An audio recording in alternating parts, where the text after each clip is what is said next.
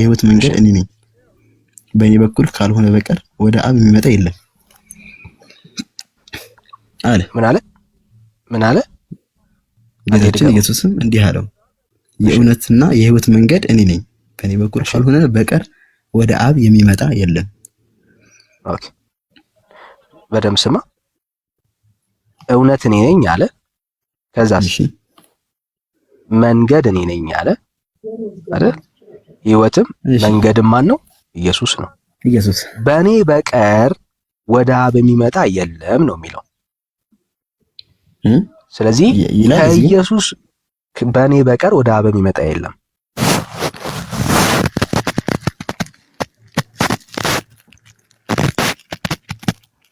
ተቆራረጥክ ቤካይ። እሺ በእኔ በቀር ወደ አብ የሚመጣ የለም አለ። ስለዚህ ኢየሱስ ዘጋው።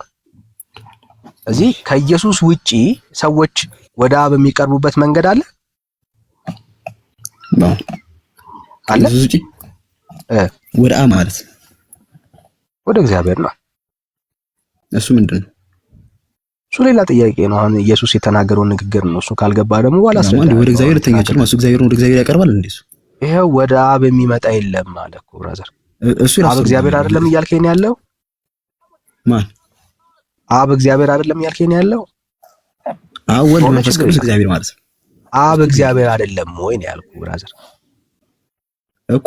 አብም ወልድም እግዚአብሔር አጠቃላይ። ስለዚህ ግራ የተጋባ ጥያቄ አጠይቀኛ ብራዘር። የጠየቅኩ ኢየሱስ ምን አለ? በእኔ በቀር ወደ አብ የሚመጣ የለም አለ። ከኢየሱስ ውጪ ወደ እግዚአብሔር የምንቀርብበት መንገድ አለ ወይ ነው ጥያቄው። የለም። ኢየሱስ ምንድን ነው? ኢየሱስ ምንድን ነው? በዚህ መጀመሪያ መልስልኝ። አይዞህ ብራዘር። ኢየሱስ ምንድን ነው? ይሄ መጀመሪያ ተመለሰልህ ወይ ወዳጄ? አሁን ይምታታባል። ኢየሱስ ጋር ደግሞ እንመጣለን። ኢየሱስም ግራ ከገባ በደንብ አስረዳሃለሁ። አሁን መጀመሪያ ኢየሱስ ክርስቶስ በእኔ በቀር ወደ አብ የሚመጣ የለም አለ። ከኢየሱስ ውጪ ወደ አብ የምንደርስበት መንገድ እንደሌለ አመንክ ወይ? ይሄን ቃል የተናገረው ልመልስልሽ። ቆይ እኔ እኮ እዛው እስከምገባ እኔ መቼ ጥያቄ ጠየቅኩ? ልመልስልሽ። ይሄኛው ለምን መቼ ጠየቅኩና ነው ወንድም አለ የምትመልስልኝ? አልተመለሰልኝም። እሺ ሶኔ ልጠይቅ አሁን ትመልስልኛለህ። አሁን ነው መመለስ ተዘጋጅ። ከኢየሱስ ውጪ ወደ አብ የሚሄድ መንገድ አለ? የምንሄድበት መንገድ አለ? በዚህ ክፍል ላይ ቁጥር 6 ላይ እስቲ አሳየኝ። የቱ ጋር? አሁን ያነበብኩ ነው። ግራ አትጋባ፣ ረጋ በል። የለም እንዴ? ምን ነው አባቴ? የለም ያልከኝ? እሺ እዚህ ድገመው። ምን አልከኝ? ጥያቄ ምንድን ነው ያልከኝ? ከኢየሱስ ድገመው ብራዘር፣ ድገመው ብራዘር። አሁን ያልከውስ ምንድን ነው እኮ? ከኢየሱስ ውጪ ወደ አብ የሚወስዳል አልከኝ አለ? የለም። እሺ የለም። በቃ ጨረስ ነው ማለት ነው። ሌላ ጥቅስ ላይ ሄድልህ። እሺ የሐዋርያት ሥራ ምዕራፍ 4 ነው። ምንድን የሐዋርያት ሥራ በቃ ጨረስ ነው። በቃ ኮብራዘር በቃ እዚህ ጋር መልስልሃል። አንድ ከኢየሱስ አሳየው። አሁን ደግሞ ሌላ ግን ሳኔ እዚህ ጋር ግን ብናገር ግን ደስ ይለኛል። እዚህኛው ብራዘር በቃ እኔ አንተ አይደለም እኔ ነኝ የማሳየህ። አንተ ጠያቂ ነህ። ጠያቂ ዝም ብሎ ነው የሚያየው። ቀጥል። ጊዜ አታባክን። ራስህ እንደዚህ መመስከር ነው ያለው።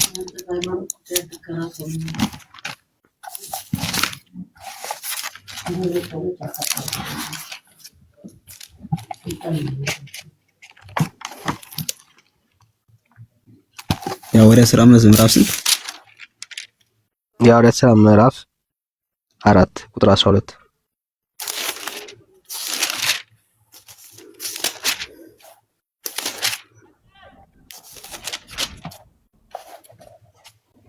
12 ያልከኝ?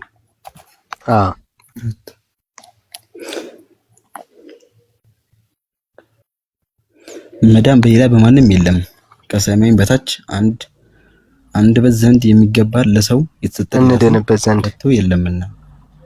እሺ እንድንበት ዘንድ የሚገባ ለሰው የተሰጠ ሌላ ስም የለምና።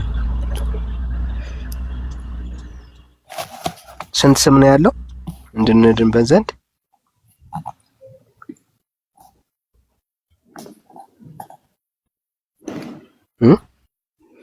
ስንት ስም ነው ያለው ማለት ይጠቅሳል እዚህ ጋር?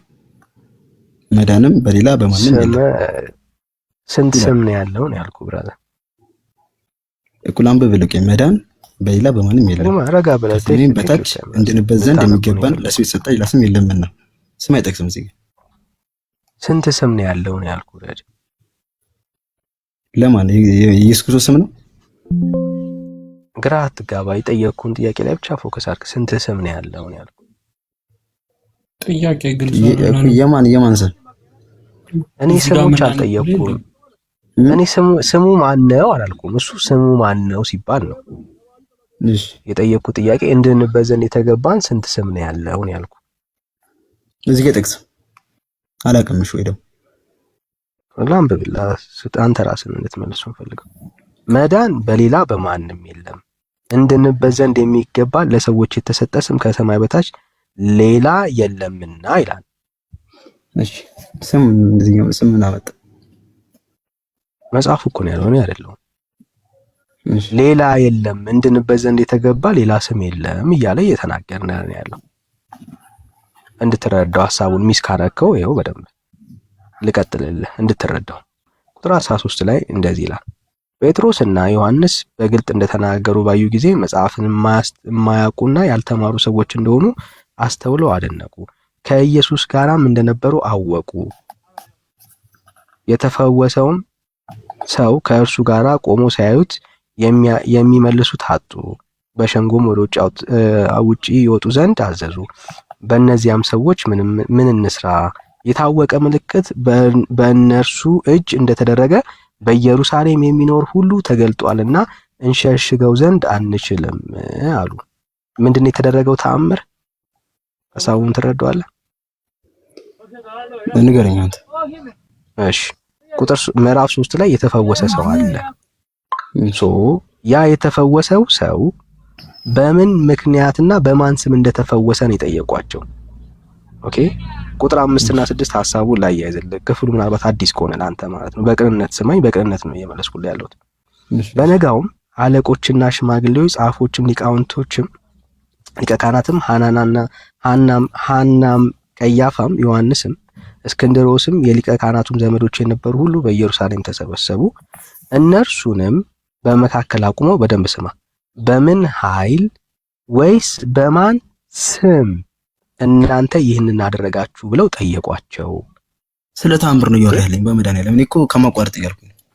ከሰዓቱ እኔ ስለ ተአምር ነው እያወራ ያለው። በምን ስም በማን ኃይል? በኢየሱስ ኃይል ነው። ጥያቄ እኮ እኔ እኮ ጥያቄ እኮ ያልኩ እኮ ኢየሱስ ክርስቶስ ብቻ የሚል አምጣኝ ስለ አንተ አሁን በዚህ ተአምር ላይ ገባ። ኢየሱስ ክርስቶስ ብቻ ኢየሱስ ብቻ ነው። አሁን እኮ አንዴ እኮ የሚለውን አሳየኝ። በቃ ብቻ የሚለውን ቃል እኮ ላሳይ። ያው አሳየው እኮ ቁጥር 12 ላይ ስላልገባ ነው፣ ላስረዳ ነው እንዲገባ ነው።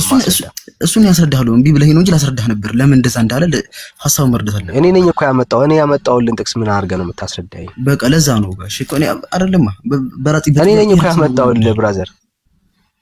እኔ ነኝ እኮ ያመጣውልህ ማስረጃውን እኔ ነኝ ያመጣውልህና ቆይ ላስረዳ ነው እዚህ ጋር ያመጣውልህ። በማን ስም የተባለው ይኸውልህ ቁጥር 12 ላይ እንዳትረሳ። መዳን በሌላ በማንም የለም ብሎ ግን ደግሞ የተዳነበትን አንድ ስም ተናግሯል። ያ ስም ማን እንደሆነ እኮ ላሳየ ነው። ኢየሱስ ብቻ እንደሆነ እኮ ላሳየ ነው ብራዘር። አየህ መጽሐፉ መልሴ እኮ ቁጥር 12 ላይ ነው።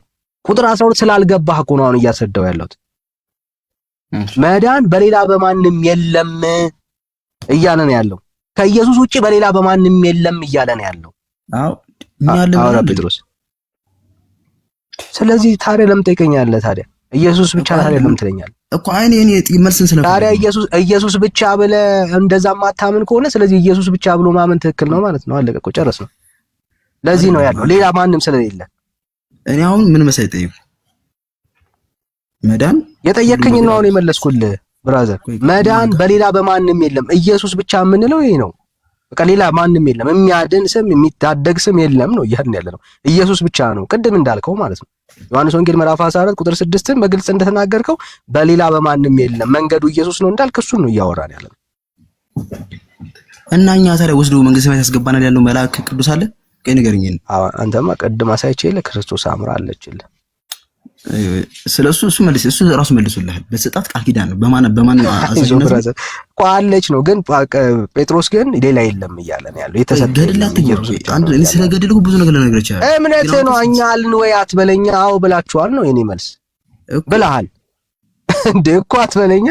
ቤካዬ ተው እንጂ ምን መሰለህ አባቴ አላልንም አትበሉ እያላችሁ እየኖራችሁ አላልንም አይባልም። እና ወይ ራስህ እንደ ትክክል ያየኸው መሰለኝ ልነግርህ እኮ ነው። አንዴ ለምን አታዳምጠኝም አባቴ? የእግዚአብሔር ቃል ትክክል ነው ቤካዬ። እግዚአብሔር አዳምጠኝ። አሁን ሳሊ ስለ ገድል ኧረ በስመ አብ አንድ ቆይ አዳምጠኝ። የሰማኸው አሁን እኛ ያልነው ወይ የኛን አቋም ድንገር የኛ አቋም ድንግል ማርያም ቅዱሳን አሉ፣ ሁሉ ነገሮች አሉ አይደለ? መላእክት፣ ቅዱሳን፣ ሰማዕታት አሉ። እየሰማኸኝ ነው? እየሰማሁ ነው። እሺ እነዚህ ጻድቃን ሰማዕታት አሉ። እነሱ ያድኑናል አይደለም ያልን ያለው ክርስቶስ ፊት ያድናቸው ያድናሉ አላሉ። እሺ በምንድን ነው ያድናሉ? የክርስቶስ ሰምራ እንዳታነሱ እሱ አይደለም እሱ አይደለም። ምክንያቱም እሱ አይደለም ማርያምን ለምሳሌ የማርያም ስም የሚጠራ ይድናል ይላል። ወይ መድኃኒዓለም የማርያም ስም የሚጠራ አይዞህ ብራዘር፣ ያው የማርያም ስም የሚጠራ እኮ ያንተ ትርጉም ይገርም መጽሐፍ ነው ያሉት ነው። አንዴ ስልክ ልመልስ። አንተ ሲጀምር ነው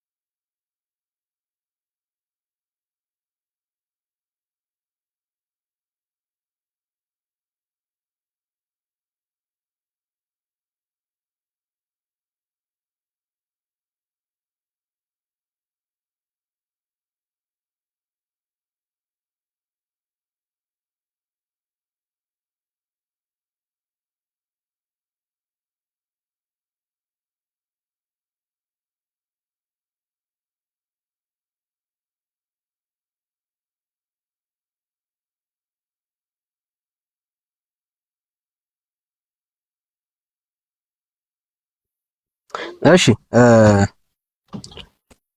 ቤካዬ እሺ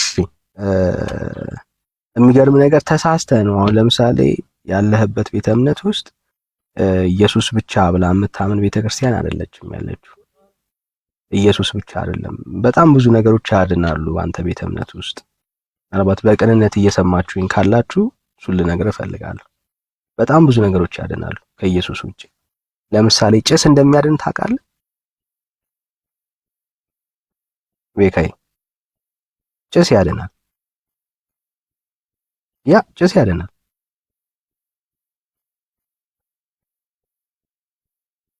ሊጥ ማቡኪያ ምናምን ዘይት ያድናል አንተ ጋር? አይ አያድንም። እኔው እንቃወማለሁ። የሚያድን ዘይት እንደሰማችሁ መቀባቸው ታዲያ? አይ የሚያድን ዘይት የለም። ግን ጌታ በዘይት ለሰዎች እንዲጸለይ አዟል። የሚያድነው ግን ኢየሱስ ነው። እዛው ክፍል ላይ በክርስቶስ ኢየሱስ ስም ነው የሚለው። አዳኙ ኢየሱስ ነው። በዘይት ቀቡ ጸልዩ ያለው ኢየሱስ ራሱ እግዚአብሔር ነው። በጭስ ግን አድናለሁ አላለም ጌታ። ቤካዬ አየህ መጽሐፍ ውስጥ ያለው ትምህርት ነው። ሌላ ጥያቄ ካለ ግን እኔ ጥያቄን ልመልስልህ ዝግጁ ነኝ። ሌላ ጥያቄ ካለ እቀበልክ። እሺ ጠብቀኝ። እሺ አንዴ ልጠይቅህ፣ ትንሽ ጠብቀኝ። እሺ ችግር ጠብቅ።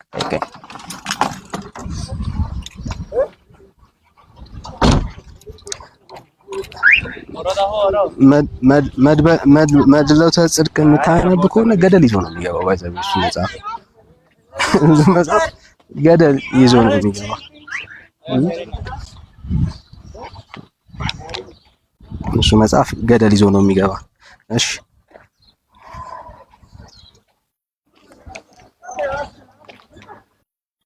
እሺ ሌላ ሰው ካለ እስከዛ መቀበል እንችላለን።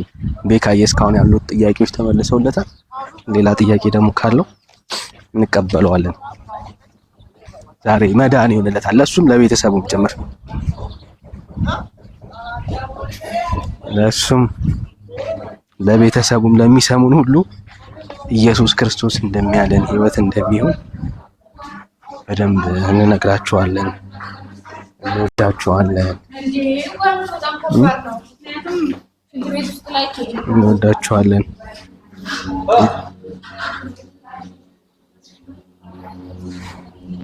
ኢንቫይት አረከኝ። እንዴት ነው? እንዴት ነው? እሺ ሮያል እንዴት ነው? ሰላም ናችሁ?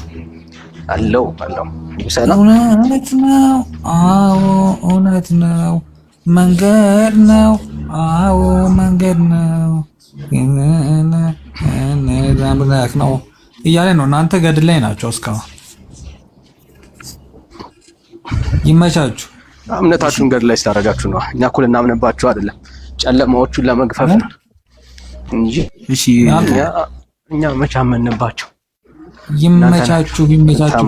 እኔ እንደውም ተመችቶኛል። ጴንጤ ገድል ላይ መሯሯጡ ተመችቶኛል። ተሯሯጡ። እሺ ደቂቃ እኮ ጨለማውን እየገለጥንላችሁ ነው። ጨለማውን እየገለጥንላችሁ ቤኪ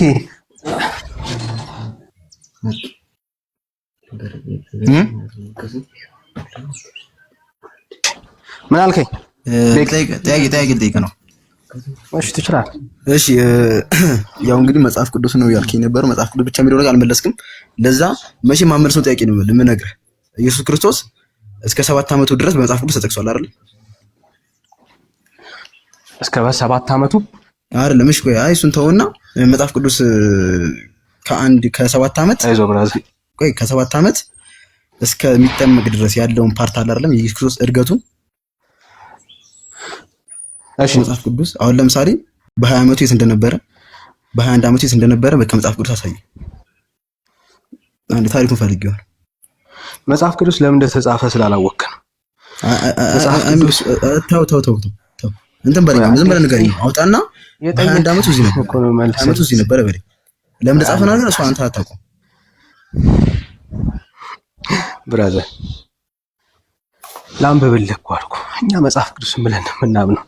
ዮሐንስ ወንጌል ምዕራፍ 21 ቁጥር 25 እንደዚህ ይላል፣ ኢየሱስ ያደረገው ብዙ ሌላ ነገር ደግሞ አለ። ሁሉ በእያንዳንዱ ቢጻፍ ለተጻፉት መጽሐፍት ዓለም ራሱ ባልበቃቸው ይላል። ስለ ተአምር ነው የሚያወራው። ስለ ተአምር ነው የሚያወራው። ስለምንም ነገር ቢሆን ስለ ተአምር ነው የሚለው። እንዴ አትዋሽ፣ ራስን አትዋሽ። ስለ ተአምር ነው የሚለው። አንዴ ወዳጄ አንዴ ያደረገው የሚለው በምንም ጉዳይ ውሰደው፣ ግን የተጻፈልን ነገር አሁን ግን ምንድነው? እሱ ለኛ በቂያችን ነው። እንድንበት ህይወት እንድናገኝበት ዘንድ የተጻፈው በቂያችን ነው። ስለዚህ እኔ አሁን የምልህ ዓለም አይበቃውም። የተጻፈው ስለኛ አሁን ኢየሱስ ምን ነው አባቴ ከመጽሐፍ ቅዱስ ያለ በሰለ ተአምራቱ አሁን ስለ ተአምሩ አሁን የጠቀስኩልህ እኮ ብራዘር፣ አሁን የጠቀስኩልህ ጥቅስ እኮ ወዳጅ አንድ ደቂቃ ስማኝ ልመልስልህ። አሁን ቤተክርስቲያናችን ስለዚህ ታብራራ አልጠየቅኩም ወዳጅ፣ አልጠየቅኩም።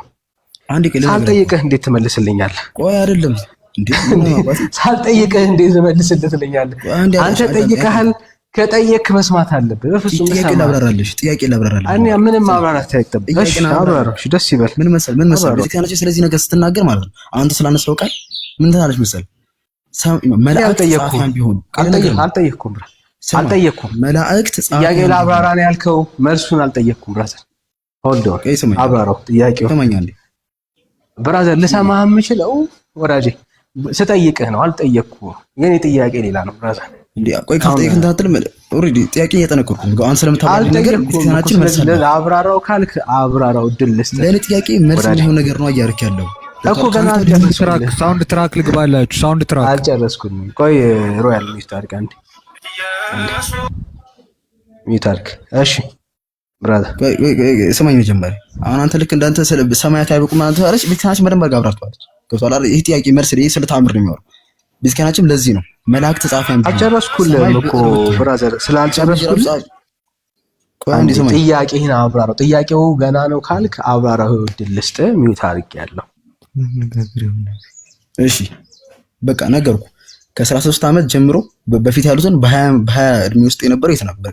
እሱ ነው ፈልገው የምፈልገው። እንደዚህ እንደተኛ አልፈልግም። መጽሐፍ ቅዱስ ከፍተህ በ20 ዓመቱ እዚህ ጋር ነበር፣ በ20 ዓመቱ እንደዚህ ያደርግ ነበር፣ በ19 ዓመቱ እንዲህ ያደርግ ነበር የሚለውን ነገር ንገረኝ እንጂ አሁን ያልከው ነገር ስለ ተአምር ነው የሚያወራው። የሱ ተአምር ብዙ ነው አይደለም? ሰማይን ብር አድርገን ብንጽፍ እንኳን አይበቃንም ብለው የተናገረው ነገር አለ። በቃ እሱ ትክክል ነው። አሁን የምልህ የዛን ታሪክ ንገረኝ። በቃ ላይ ከይልህ የለኝም በል ወደ ጥያቄ አለ ተነግረኛለህ። በ20 ዓመቱ በ19 ዓመቱ እሺ መልሲ አሁንም ቢሆን እሱ ነው የቀደሙ ነው የሚሆነው። እሱ ስለ ተአምር ነው የሚሆነው። ተአምራቱ ብንጽፍ አይበቃንም ነው ያለው እሱ።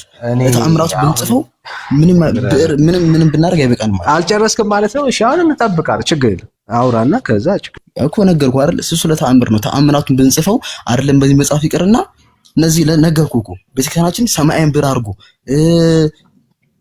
ዛፎችን መጻፊያ አድርጎ መላእክትን ጸሐፊያን አድርጎ ቢጽፈው እንኳን የሱ ተአምር አያልቅም። ያደርጉት ተአምር ስለ ተአምሩ ነው እንዲያርጋ ያመሰጠረች ያንን የመጽሐፍ ቅዱስ ቃል አሁን እኔ ጋር እኮ ሳለ አሁን ተመልሰን ኦርቶዶክስ ማለት ነው ለመልሰል ብራዘር ለእውነቱን እኮ ለመቋቋም አቅም ስለሌለ ነው ባይዘው እንዲህ የምትቸገረው።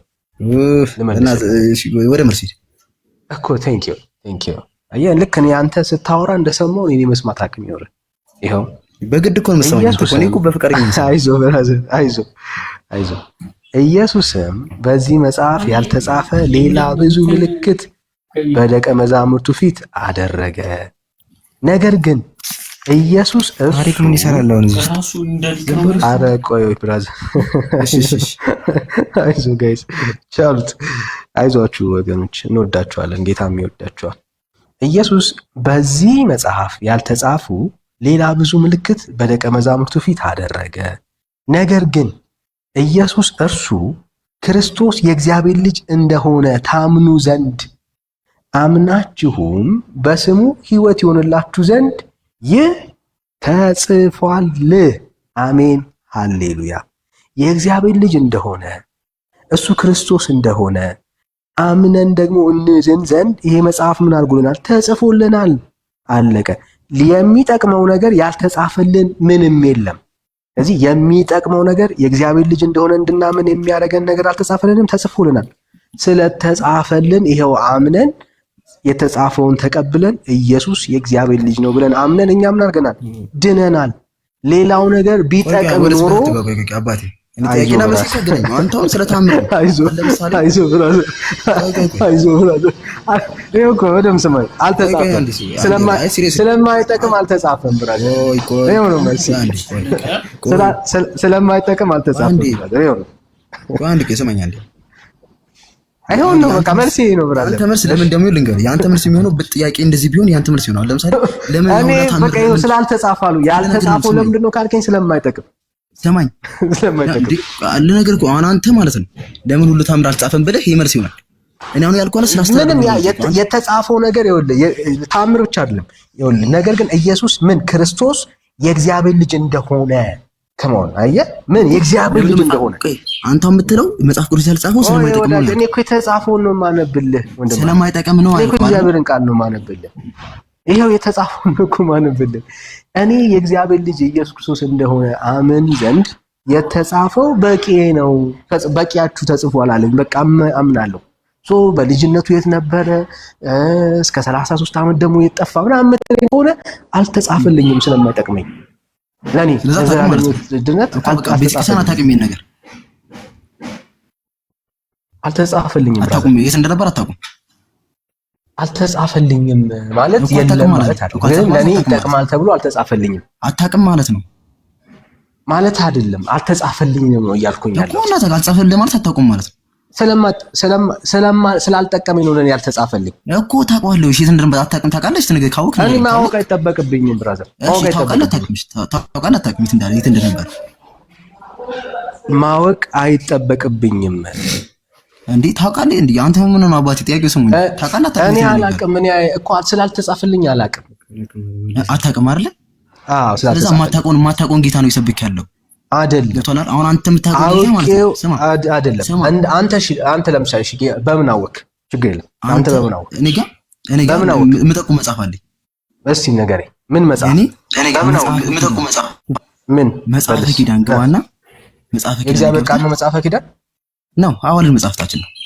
አይዞህ ብራ። ስለ አዋል መጽሐፍ ስመጣላለሁ። መጽሐፍ መቼም አልቀበሉ። አይዞህ እኮ አልኩህ ብራዘር። አየህ። እሺ ምን ይላል መጽሐፈ ኪዳን? የጠቆመን መጽሐፍ ገብታ አንብቦስ ምን ይላል? የቱ ጋር ገብታ አንብቦ ላይ መጽሐፈ ኪዳን ሙሉ ገብታ አንብቦ መጽሐፍ እኮ ምን ላይ ሙሉ መጽሐፉን አልኩህ አባቴ። መጽሐፈ ኪዳን ምን ላይ ስንት ክፍል አለው? ምን ክፍል አለው? በምዕራፍ ነው። የአዋል መጽሐፍ አንብባ አታውቅም አባቴ። እሱን ላስረዳህ አልችልም። በምዕራፍ ነው ያለው። ገብታ አንብቦ በመናመቱ እንዳረግ መጽሐፍ ኪዳን ምን አለው ነው ያልከኝ? በምዕራፍ ነው። ገብታ አንብቦ አባቴ። መጽሐፈ ኪዳን የሚባል የኪዳን ይሄ ኪዳን ጸሎቱን ነው ወይስ አይደለም? መጽሐፈ ኪዳን ምንድነው? መጽሐፈ ኪዳን በማን የተጻፈው? በሊቃውንት አባቶቻችን እኮ። ማን ያሳተመው? ልነግርህ እኮ ነው። እሱን ማወቅ ከፈለክ ሂድና መቅድሙን አንብብ። እሱን እዚህ ጋር በማን የተጻፈው መጽሐፉ? መቅድሙን ለማንበብ እኮ መጽሐፉ በማን እንደተጻፈው መጀመሪያ ማወቅ አለ እኮ። መቅድሙን የምታነበው እኮ ማን እንደጻፈው ለማወቅ ነው እኮ። በማን የተጻፈው ማለት ማን ያሳተመው ነው። መጽሐፉን ማን ያሳተመው? መቅድሙን የምታነበው እሱ ልታውቅ ነው የምልህ እኮ። እሱ ነው በቃ ይነግርሃል መጽሐፍ። አንተ የምታውቀው ለምን አትናገርም? አልናገርም።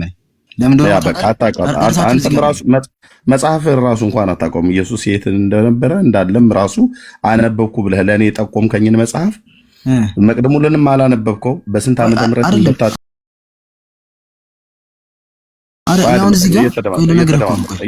እየተደማመጠ መጽሐፉ በስንት ዓመተ ምህረት እንደታተመ፣ በማን እንደታተመ፣ ምን ሐሳብ እንደያዘ መጽሐፍን እንኳን ራሱ አታውቀውም። ስለ ኢየሱስ ይነግረኛል ከልጅነቱ ጀምሮ የት እንደነበረ ይነግረኛል ብለህ ያልከው መጽሐፈ ኪዳን ብለህ ያልከው መጽሐፍ በማን እንደታተመ፣ በስንት ዓመተ ምህረት እንደታተመ፣ በየትኛው ገጽ ላይ ኢየሱስ ክርስቶስ ከሕፃንነቱ ጀምሮ እስከ 12 ዓመቱ ድረስ ከእናቱ ጋር ኖረ፣ ከዛ ደግሞ ወጥቶ ስለጎረመሰ ደግሞ ቤት ተከራይቶ ነበረ ብሎ የሚል ነገር ልትነግሩን ማለት ነው። እና አሁን አንተ የምትነግረን ከሆነ መጽሐፍ ቅዱስ በዚህ ጉዳይ ላይ አንድ ቃል ብቻ ይነግረናል። እኛ ጌታችን ኢየሱስ ክርስቶስ ለወላጆቹ ይታዘዝላቸው እንደነበረ፣ ከነሱ ጋር እንደነበረ፣ ከባህሉም ተነስተን የምታወራ ከሆነ አቅም ካለ በእስራኤል ታሪክ ላይ ማለት ነው ባህሉን ዘውጉን የምታውቅ ከሆነ ከኔ ጋር ታወራለህ ማለት ነው። አንተ ግን የጠቆምከን መጽሐፍ ኢየሱስ ከወላጆቹ ወጥቶ ጉርምስና ሲጫጫ ነው ወጥቶ ቤት ተከራይቶ ኖሮ ነበር ወይ ቤት ሰርቶ ለብቻው ኖሮ ነበር ወይ? በሀገራችን ባህል ጎረምሶች ሲያድጉ ከቤታቸው ወጥተው ጎጆ ቀልሰው እንደሚኖሩ የት ነበረ ነው አይደል ብለህ ያልከን? ከወላጆቹ ጋር ነበረ። መጽሐፍ ቅዱስ እንደዛ ነው የሚነግረን። ይታዘዝላቸውም ነበር ይለናል ሉቃስ ወንጌል መጽሐፍ ምዕራፍ 2 ቁጥር 52 ላይ።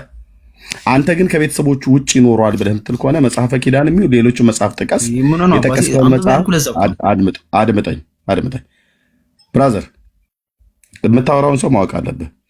አንተ አንብበህ ለመጽሐፈ ኪዳንን በስንት ዓመተ ምህረት ነው የታተመው? በማን ነው የታተመው መጽሐፈ ኪዳን? አሁን የኪዳን ጸሎቱን ከሆነ ከኔ ጋር ታወራለህ። ምን ክፍል አለው? መስተበቁ አለው፣ ሊጦን አለው፣ እንደዚህ አይነት አላቸው። መስተበቁ ሊጦ ሌላ ነገር እሺ፣ ወደ ስድብ ገባ ማለት ነው። ስለዚህ ዝም ብሎ ገለባ ነው አይደለም። እሱ አይደለም። ሜት አድርግ ከከፈትክ እንደ በረሮ ታች ዱብ አደርግሃለሁ።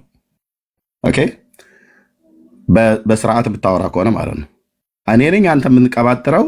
አሁን እዚህ ጋር አንተ ማውራት የምችል ከሆነ ያነበብከውን መጽሐፍ ስለ ኢየሱስ ክርስቶስ እንኳን ከልጅነቱ ጀምሮ የት እንደነበረ የሚናገረውን ያነበብከውን መጽሐፍ ገጽ አትናገርም። መቼ እንደታተማ አትናገርም። በማን እንደታተማ አትናገርም። የታተመውን በዚህ መጽሐፉን እንደ አዋቂ ጠቀስከው፣ ግን ገጹን ከፍተህ መጽሐፉን አሁን አሳየን ብዬ ብል የለም። እኔ ገና መጽሐፉን አላውቀውም። መጽሐፈ ኪዳን የሚባል የኪዳን የጸሎት መጽሐፍት እንዳለ ነው የማውቀው። ከዛ ውጭ ግን መጽሐፈ ኪዳን የሚባል ካለ የትኛው ነው? ልክ እንደ መጽሐፈ ዲድስቅልያ የተጻፈ ነው ወይ እንደ መጽሐፈ ቀሌሜንጦስ የተጻፈ መጽሐፍ ነው? ቤተክርስቲያኒቱ ያተመችው ከሆነ ኦኬ፣ ቤተክርስቲያኒቱ ናት ያሳተመችው። ሊቃውንት አባቶች ናቸው ብለሃል። ኦኬ፣ እነዛ ሊቃውንት አባቶች የቤተክርስቲያን ሰዎች ናቸው ማለት ነው። እነሱ መጽሐፍቱን መቼ ነው ያሳተሙት? በግለሰብ ደረጃ ነው የታተመው ወይስ በቤተክርስቲያኒቱ ነው የታተመው? በስንት ዓመተ ምህረት ነው የታተመው? አንድ ሰው መጽሐፍ ሲጠቅስ የጠቀሰው መጽሐፍ የጸሐፊውን ምንጭ፣ የታተመበትን ዓመተ ምህረት፣ በግለሰብ ነው ወይ በቤተክርስቲያን ደረጃ ነው የታተመው ብሎ የሚለው ይህን ሁሉ ይነግረናል። ከዛ አስቀጥሎ ይኸውላችሁ መጽሐፈ ኪዳን ላይ ስላላየሆን እንጂ ዳንኤል ወይ ኤርሚያስ ገጽ 31 ላይ በዚህ ጉዳይ ላይ ኢየሱስ ከልጅነቱ ጀምሮ አድጎ ከዛ ሲጎረምስ ደግሞ ወጣና ቤት ተከራይቶ ነበር ይኖር የነበረው ብለን የምትለንም ከሆነ ማለት ነው። አሁን እናንተ እንደዛ ነው ለማለት የፈለጋችሁት። ቀጥላችሁ ያው እኛም ሊይዝ ይችላል ብላችሁ ልጥሉን ነው። እኛ መጽሐፍ ቅዱስ በዚህ ጉዳይ ላይ ዝም ነው ያለው። አንድ ቃል ብቻ ይነግረናል። ኢየሱስ ከእናቱና ከዮሴፍ ጋር እንደነበረ ጌታችን ማለት ነው። እኛ መጽሐፍ ቅዱስ ላይ ይታዘዝላቸውም ነበር ይለናል። ቅድም በጠቀስኩልህ ክፍል ሉቃስ ወንጌል መጽሐፍ ምዕራፍ 2 ቁጥር 52 ላይ ማለት ነው። አንተ ከዚህ ውጪ አይ የለም እስከ 12 ዓመቱ ድረስ አብሯቸው ነበር። ከዛ በኋላ ግን ያለውን በ17 በ18 በ19 ምን ይሰራ እንደነበር እናንተ አታውቁትም፣ እኛ ግን እናውቃለን ብለህ ካልክ በ19 ዓመቱ ምን ያደርግ ነበር? አንተ ንገረን። በ20 ዓመቱ ምን ያደርግ ነበር? በ25ኛው ዓመት ምን ያደርግ ነበር? 28ኛው ዓመት ላይ ምን ይሰራ ነበር? በየትኛው ዓመት ላይ ወደ ኢየሩሳሌም ይመጣና እንሄድ እንደነበረ ተነግረናል። አንተም ስለምታውቅ ምናልባት አሳ ያጠምድም ከሆነ እርሻ የሚያርስ ከሆነ ምድር ላይ ስለነበር ማለት ነው ጌታ እህል ያጭድ ከነበረ ወይ ደግሞ ውሃ በልብሱ ቀርቶ ፀሐይ ጨረር ላይ ተቀመጠ የምትሉት እጅግር የሌለው ተረት አላችሁ አይደል? እሱን የምትለን ከሆነ ንገረን በመረጃ። ግን የምታወራቸውን ሰዎች እዚህ ማወቅ አለበት ብራዘር። ኦኬ። ስለዚህ መረጃ ካለ ነገረን፣ በደንብ መጽሐፉን ንገረን።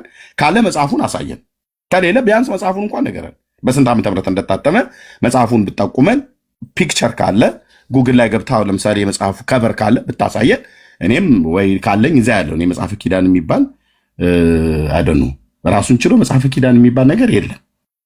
ካለ ግን አይደኑ እኔ ጋ የለም ማለት እናንተ ጋር ሊኖር ይችላል። እና ንገረን እስኪ አንተ በትክክል ማለት ነው።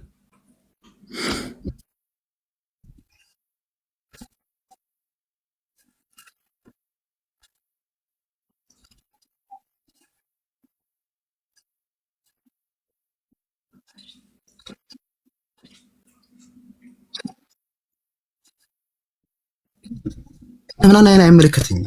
ገብቶሃል አይደል? እሱን ነው የምልህ። ስለዚህ ለቤተክርስቲያኒቱ እኮ ሪስፔክት አልሰጥም አላልኩም። ቤተክርስቲያኒቱ እኮ ሪስፔክት ስለሰጠው ነው። ቤተክርስቲያኒቱ ካሳተመችው አድምጠኝ፣ ዝም ብላ ትክሰሰኝ። ቤተክርስቲያኒቱ ካሳተመችው የታተመበትን የመጽሐፉ የታተመበትን ዓመተ ምሕረቱን ንገረን። ከቻልክ መጽሐፉን አሳየን፣ ካልቻልክ መጽሐፉ እንኳን እጅ ላይ ከሌለ ከቨሩን አሳየን። ፒዲኤፍ ሊኖረው ይችላል። ካልሆነ ጉግል ላይ ገብተህ ከቨሩ ከተቀመጠ ድንገት በፎቶ ተቀምጦ ከሆነ መጽሐፍ ኪዳን ይኸውልህ ኤርሚያስ፣ እዚህ መጽሐፍ ላይ አሁን እጄ ላይ የለም፣ አንብቤዋለሁ። ገጽ እንደዚህ ላይ ብለህ ብትነግረን ያነበበ የተማረ ሰው እዚህ እውቀት አስጨበጥከን ማለት ነው። ቢያንስ መጽሐፉ ካለን እናያለን፣ ካለ አንተ ጋር እናያለን፣ ከሌለኛ ጋር እናያለን። ካልሆነ ደግሞ መጽሐፉን ጠቆምከን በሌላ ጊዜ እናየዋለን ማለት ነው። አንተ እንኳን ራሱ እንኳን መጽሐፉን እኛ እስከምናገኝ ድረስ እዛ ጋር ያነበብከውን እዛ መጽሐፍ ላይ አሁን የጠቆምከን መጽሐፍ ላይ ያነበብከውን እውቀት እዚህ ብታጋራን 372 ሰው ቢያንስ ፊት ለፊት ላይ የሚሰማ ማለት ተደብቆ የሚሰማም አለ። ለ372 ሰው የሆነ እውቀት አስጨበጥከን ማለት ነው። ኢየሱስ ከልጅነቱ ጀምሮ ምን ይሰራ እንደነበረ እስከ ሞተበትና እስከተነሳበት ድረስ ጌታችን ምን ይሰራ እንደነበረ አንተ ቤተክርስቲያን በጻፈችልህ መሰረት ልትነግረን ነው። እና እሱኛውን ብትነግረን ደስ ይለናል ቤካ እንጂ ቤተክርስቲያን አላከብርም አላልኩም።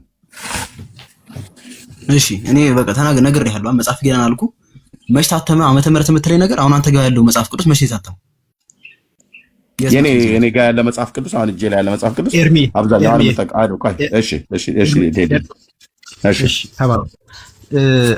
ወንድማችን ቤካ ሰላም ብያለሁ። ሁላችሁንም በክርስቶስ ኢየሱስም ሰላም ብያለሁ። የጌታችን ኢየሱስ ክርስቶስ ጸጋና ሰላም ይብዛላችሁ። ወንድሜ ዳንኤልን አንድ ነገር ስትጠይቀው ነበረ። ቤካ ታውቀዋለህ ወይ ኢየሱስ ክርስቶስ እንደውም የጠየቀውን በመድገም በ21 ዓመቱ በ23 ዓመቱ በ25 ዓመቱ ምን ሲያደርግ ነበረ እየጠቀስክ መጽሐፍ ቅዱስ እየገለጥክ አሳየን ምን ሲያደርግ ነበረ የሚል ጥያቄ ነው የጠየቀው። እሱን ጥያቄ እኔ ተቀበልኩኝና አናውቅምኛ። ከዛ በኋላ ምን አልከው አንተ? አታውቅም አይደለ አልከው። እኔ አዎ አናውቅም እልህና ከዛ በኋላ ጥያቄውን ወደ አንተ ወረውረዋለሁ። 378 ሰዎች አሉ እዚህ። ቅድም ኤርሚያስ የጠየቀውን ነው ድጋሚ እየጠየቅኩ ያለሁት። በ21 ዓመቱ በ23 ዓመቱ በ25 ዓመቱ እያልክ ከፈለክ፣ ካልፈለክ ደግሞ በአገልግሎት እየከፋፈልክ፣ ካልፈለክ ደግሞ በቦታ እየከፋፈልክ ገሊላ፣ ናዝሬት እያልክ በቦታ እየከፋፈልክ አንተ ከ7 ዓመቱ ነው ያልከው። በጣም ሊቅነትህን ያየሁት 7 ዓመቱ ነው ያልከው። መጽሐፍ ቅዱስ 12 ዓመት ነው የሚለው። ከ12 ዓመቱ ጀምሮ ተረጋጋ። ከ12 ዓመቱ ጀምሮ እስከ 30 ዓመቱ ድረስ ያለውን አስተምረን። ጥያቄ እንድጠይቅ አይደለም እንትን ያልኩህ። ከ12 ዓመቱ ጀምሮ አንተ ታውቃለህ አይደለ? ስለምታውቅ እኛ አናውቅም።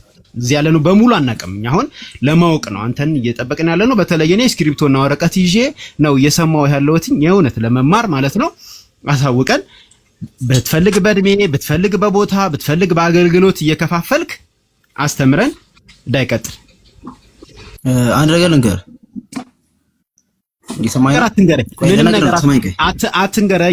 አትንገረኝ። አማርኛ ትችላለህ አይደለ? አታውቁም ብሎ አትችልም። እንግዲያውስ በሌላ ቋንቋ እናወራለን፣ በምችለው ቋንቋ እናወራለን። ሙድያ ያስክ ከሆነ ትንሽነትህን ነው የሚያሳየው። ምክንያቱም 300 ሰዎች አስቀምጠህ ሙድያ ያስክ ከሆነ በእድሜ ወይ በአስተሳሰብ ትንሽነትህን ነው የሚያሳየው።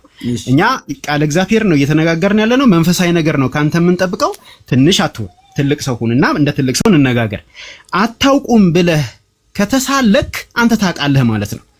እማታውቅ ከሆነ አዳምጥ፣ ተረጋጋ እባክህ። እማታውቅ ከሆነ ግን እያወራህ ያለኸው እንቶ ፈንቶ እንደሆነ ኤርሚያስ ነግሮሃል። ምክንያቱም መጽሐፈ ኪዳን ላይ ስለ ኢየሱስ ክርስቶስ እድገት፣ አገልግሎት ምናምን ነገር የለም። ኦኬ አለ። እሺ የእናንተ መጽሐፈ ኪዳን አለው፣ አሳውቀን። አሁን ጥያቄው በቃ መጽሐፈ ኪዳንን ተመልከተው አይደል ያልከው? አንተ መጽሐፈ ኪዳንን አንብበኸዋል እኮ። ዳኒ ስላላነበበው መጽሐፈ ኪዳንን አንተ ስላነበብከው መጽሐፈ ኪዳንን ተመልከተው ብለህ እኮ ጠቁመሃል። ስለዚህ አሁን መጽሐፈ ኪዳን ምን ይላል፣ በስንት ዓመቱ ምን አገለገለ፣ የት ቦታ ላይ የሚለውን አንድ ነገር ልንገርህ። ይኸውልህ እንዴት መሰለህ ሳትል አሳውቀን። ጥያቄው በጣም ግልጽ ነው። በቃ እኛ አናቅም፣ ነጭ ወረቀቶች ነን። አንተ ቤተክርስቲያን ያስተማረችህን ጻፍበት። ይሄን ነጭ ወረቀት ጥሩ እድል እኮ ነው። 400 ሰዎች አሉ። አስተምረን ያልኩህ የቤተክርስቲያንን ትምህርት አስተምረን ያልኩህ። ጎሄድ ሌላ ነገር አታውራ። ጨረስክ? አዎ፣ ግን ዝም ምልህ ማስተማር ስትጀምር ነው እንጂ ልክ እንዳሁኑ አቋርጣለሁ። ሌላ ነገር መስማት ስለማልፈልግ መጀመሪያ ቆይ ለነገር ነው። አንዴ አዳምጠኝ አባቴ። ያው ነበር ከዳንዲ አልፈልግም። ሌላ ነገር ስለማልፈልግ አስተምረን። አንዴ ሰማኝ ነገር እኮ ነው ታዲያ። ሌላ ነገር አልፈልግም። ምንም ነገር መስማት አልፈልግም። አስተምረን። ምኑን ነው ማስተምረው? ቆይ ለነገር እኮ አንድ ሰው ለማስተማር በስተመጀመሪያ መጽሐፈ ኪዳን ስለ ኢየሱስ ክርስቶስ በአንተ ቋንቋ ላውራ። ከ7 ዓመቱ ጀምሮ ምን እንደሚል አስተምረን። እድል ካልሰጠኝ እኮ በቃ ላስረዳህ እኮ አልችልም እኮ ነው እኮ እየሞከርኩኝ እኮ። እድል እየሰጠሁህ ነው። ሌላ ነገር እንዳታወራ። መጽሐፈ ኪዳን ምን እንደሚል አስተምረን። ሚውት አድርግልኝ። እሺ አንዴ። አላረግም። ቀጥል። ሌላ ነገር ማታወራ ከሆነ አንተ ሳታዘኝ እኔ ራሴ ነው ሚውት የማደርገው። ቀጥልሽ። ሰማን እኔ ማብራራለህ እዚህ ጋር አንዴ ሰማኝ። እኔ እዚህ ጋር ማብራራለህ ምን ያደረኩትን ነገር እየሰማሁ ነው። ቀጥል። ማብራራለህ ነገር ወይም ደግሞ አሁን ለምሳሌ አንድ ሰው አንድ መጽሐፍ አነበበ ማለት ምሳሌ አልፈለኩም። እኔ የፈለኩት ገጥተኛ ጥያቄ እኮ ነው የጠየኩትኝ። መጽሐፍ ኪዳን ከ7 ዓመት ኦኬ። መጽሐፍ ኪዳን ኢየሱስ ክርስቶስ በ7 ዓመቱ ምን አረገ ይላል? እንደዚህ እናደርገዋለን። ምን አረገ ይላል መጽሐፍ ኪዳን ላይ? አላቅም። ስለዚህ የማታውቀውን ስለጠየቅ ልክ እንደሚያቅሰውም ስለተመጻደቅ ይቅርታ ጠይቅ። ይቅርታ ዳንኤል እናናግረው። ይቅርታ ጠይቅ። እሺ ይቅርታ። በጣም ጎበዝ ልጅ። ዳንኤል አሁን ዳንኤል እናናግረው። ማንም እድል አይሰጥህም። ከኔ ጋር ነው የምታወራው። ምን መሰለህ ምንም ብለህ ግባ። አይመለከተኝም። ነገረ ድነትን በተመለከተ ስታወር ወደ ነበረው ደግሞ እንቀጥላለን። ቆይ አይደለም። ምንድነው? ቆይ መውረድ ፈልገህ ከሆነ መውረድ ትችላለህ። አይደለም ለምን ወርዳለሁ? ስለዚህ ከኔ ጋር ነው የምንቀጥለው። ቆይ አንዴ አባቴ ከኔ ጋር ነው የምንቀጥለው። ሌላ ነገር አታወራም እኮ። ለአንተ እኮ ነገር አንተ ዝም ብልሽና አዳምጠኝ አንዴ። እሱ ያዳምጠኝ ነበር እንደሆነ አዳምጠኝ አንዴ። እሺ ቀጥል። ስገባ ምን ብዬ ነው የገባው? ሰምተኛል? አይመለከተኝም። እሱ ቀጥል። አሁን ወደ ነጥቡ ግባ እኮ ነገርኩህ እኮ ነው ነጥቤ እኮ ነው። ስገባም ብዬ ነው የገባሁት። አይመለከተኝም። አሁን ወደ ውይይቱ ተመለስ ነው ያልኩህ ያለሁት። እሺ ዳንኤል ይዳኘን እዚህ ጋር ከሻለ ዳንኤል አይመለከተውም። ማንም ሰው ማይኩን አያበራም በሚደንቅ ሁኔታ። ማንም አይመለከተውም። ከኔ ጋር ነው የምትቀጥለው። ትቀጥላለህ ይመቻል ወይስ ሌላ ሰው ይግባ? እሺ ልንገር፣ ለምን እንደገቡ ልንገር። መጀመሪያ አልፈልግም። የገባህበትን ምክንያት አልፈልግም። የገባህበትን ምክንያትማ እኮ ነገርከን። አንተ አታውቅም አልከውና ዳንኤልን ቤተክርስቲያኒቱ ይሄንን ያልጻፈችበትን መጽሐፈ ኪዳን እንደው ታምረ ኢየሱስን ብትጠቀስ እንኳን ምን አለበት? መጽሐፈ ኪዳን ላይ ስለ ኢየሱስ ክርስቶስ ምንድነው የተጻፈው? መጽሐፈ ኪዳን ስለምን እንደሚያወራ ታውቃለህ?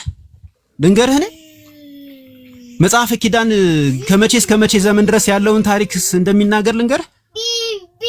አንዳንድ ጊዜ ይኸውልህ እንደው ከቤተ ክርስቲያን ራቅ ስላልን ወጣ ስላልንና ዝም ብለን አንገታችንን ስለደፋን ማናቅ ምናምን ነገር እናንተ ደግሞ የሊቅነት ጫፍና ማማ ላይ የደረሳችሁ የተጻፈ ነገር እኮ ነው። መሬት ላይ ያለ ነገር እኮ ነው። ማንም ተራ ሰው ሊያነበው የሚችለው ትንሽ ፊደል የቆጠረ ሰው ሊያነበው የሚችለው ገበያ ላይ እንደልብ የሚገኝ ነገር እኮ ነው። እንደ ትልቅ የሆነ ኮምፒውተር ሳይንስ አድርገህ የምታወራ ያለው ስለ መጽሐፈ ኪዳን የእውነት በእግዚአብሔር ፊት ነው የምነግርህ። አንተ አትነግረኝም። እኔ ግን በደንብ ላብራራልህ እችላለሁ። እሱ ግን አሁን ቁም ነገር አይደለም። ራስን በጣም ስላመጻደክ ነው። ኤርሚያስን ይቅርታ አድርግልኝ ብዬ በመካከል የገባሁትኝ በጣም ቆዳህን ስላዋደድክ ማለት ነው። እሺ አንዴ በኢየሱስ ስም ይያለው አንዴ ዝም በለሽ። አንዴ በኢየሱስ የትኛው ኢየሱስ? እሺ ስለ ኢየሱስ እናወራ። የትኛው ኢየሱስ? በኢየሱስ ዝም በል አንዴ። የትኛው ኢየሱስ? ያንተ በራስህ ኢየሱስ አንዴ ዝም በል። የኔን ኢየሱስ እስኪ ስለኔ ኢየሱስ ንገረኝ። ስለኔ ኢየሱስ ንገረኝ። ያንተ ኢየሱስ ፍጡር ነው። የኔ በጣም ጎበዝ ልጅ። አሁን ወደ ውይይት መጣን። የኔ ኢየሱስ ኖ የኔ ኢየሱስ ፍጡር መሆኑን ማስረጃ ቶሎ የኔ ኢየሱስ ፍጡር መሆኑን ማስረጃ ቶሎ ማስረጃ ቶሎ። እኔ ኢየሱስ ፍጡር እኛ ወንጌላውያን አማኞች ኢየሱስ ፍጡር ነው ብለን እንደምናምን ማስረጃ ቶሎ በል። ምን አገባ ለነገር እኮ ነው ካንተ ምን አገባኝ አይደለም። አባቶችህ ስም አጥፊ አንተም ከነሱ የተማርከው ስም አጥፊነት ስለሆነ አዎ ስም አጥፊ ይኸው ኢየሱስ ፍጡር ነው ብላችሁ የምታምኑ ብለሃል አይደለ? አባቶችህ የተማርከው ስም አጥፊነትና ተሳዳቢነት ስለሆነ ማስረጃ። እሺ አንድ ነገር ልንገርሽ። ቆይ አትንገረኝ፣ ማስረጃ ቶሎ በል። ኢየሱስ ፍጡር ነው ብለን እንደምናምን ማስረጃ። አፍጥነው ቶሎ በል። እሺ ይማልዳል አይማልድ? ኢየሱስ ፍጡር ነው ብለን እንደምናምን ማስረጃ ነው የጠየኩህ። ስለ ምልጃ ሌላ ርዕስ ነው፣ ሌላ ጉዳይ ነው። ስለ ምልጃ ማስረጃ ምንድነው? ያማልዳል። ኢየሱስ ፍጡር ነው ብለን እንደምናምን ማስረጃ አለህ? ያማልዳል። ኢየሱስ ፍጡር ነው ብለን እንደምናምን ማስረጃ አለህ ወይ? ማስረጃዬ ያማልዳል ትላላችሁ። ስለዚህ የለህም። ልክ እንደ አባቶችህ ስም አጥፊ ነህ ማለት ነው። ኦኬ፣ ስለ ምልጃ እናወራ። ቀጥል። ኢየሱስ ክርስቶስ አማላጅ ነው ማለት ምን ማለት ነው? ምን ብለን ነው የምናምነው? ኢየሱስ አስታራቂ ያልነው ታዲያ እኛ ነን? እሺ ቀጥል። እኛ ነን ወይ አስታራቂ ያልነው? ኧረ አይደለም። ማን ያለው? አንተ።